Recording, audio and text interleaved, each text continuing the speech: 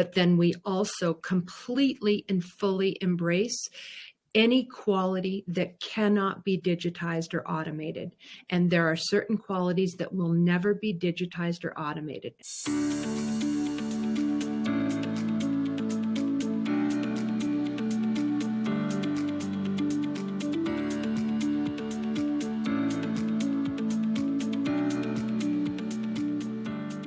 I love that people like you are out there who were maybe where I am or where I've been, and they're willing to impart what got them over that. And now you actually can verbalize that you love speaking. Absolutely adore that. So what would you say, what are the life and work trends that an emerging speaker might need to really understand to be a leader in what they're intelligent in, but getting their voice out there? Well, I think there are a couple of different trends that people probably should be aware of, and I think there are work trends and there are life trends. And let's just tackle the work trends first. I think two big work trends that we're all up against right now is digital transformation. Whether it's digital threads, whether it's digitization of everything and automation of everything and AI and, all of the resources and access that we have to digitization of all things. That's one huge trend. And I think that is, it can either scare you or it can accelerate you. And I think the other big business trend, and it's not anything new, it has everything to do with what we've been talking about for most of our time together so far, and that's leadership.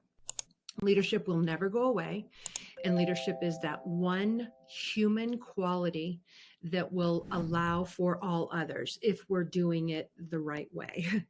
And so I think we need to get better at embracing the technology that's out there through courageous leadership. So we embrace what we cannot and will never be able to do as well as technology, but then we also completely and fully embrace any quality that cannot be digitized or automated.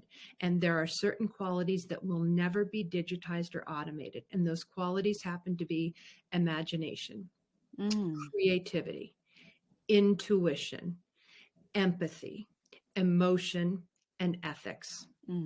Those are human only qualities. And the people that are the best and the most gifted at those human only qualities are courageous leaders, because courageous leaders will always, always be tough on standards. So they will know what automation, what digitization, what high tech features and abilities are out there, and they're going to embrace it with everything they have.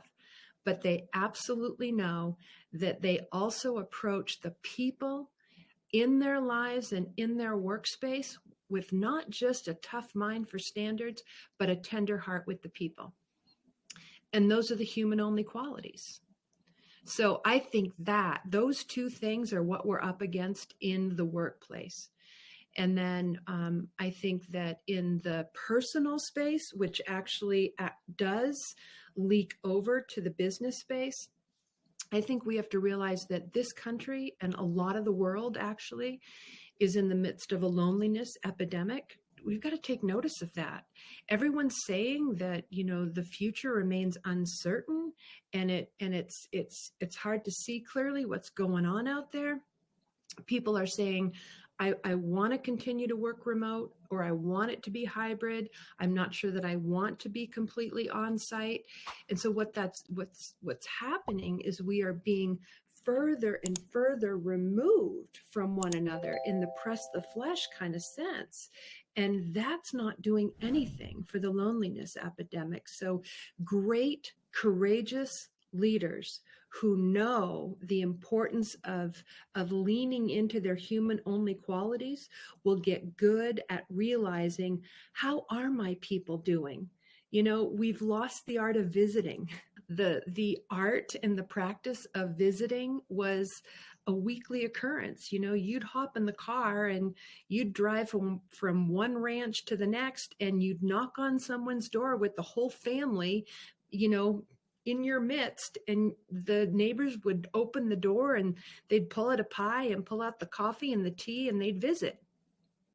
But they got to know each other. They pressed the flesh. They asked, good, high quality questions. I don't think we're doing that these days in life, and I don't think we're doing that at work. And I think that is problematic. I think we need to do something to figure out our loneliness epidemic. And I think the other trend that's happening personally and professionally is there's a time warp that's going on in life. A lot of us don't realize, but 70% of us will suffer some sort of unexpected event in our life, whether that's an injury, whether that's an illness, whether that's some sort of job or professional disruption that we didn't anticipate.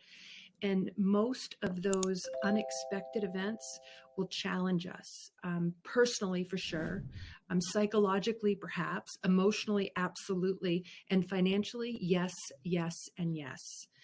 And so we have to realize how we're spending our time. And I think it's between the ages of 30 and 60. Who would you think we spend the majority of our time with? Between the ages of 30 and 60. Who would you think? Work, ourselves. Work.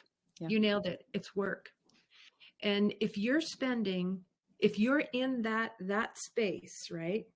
And you're spending the majority of your time with the people you work with, think about what we also know to be true.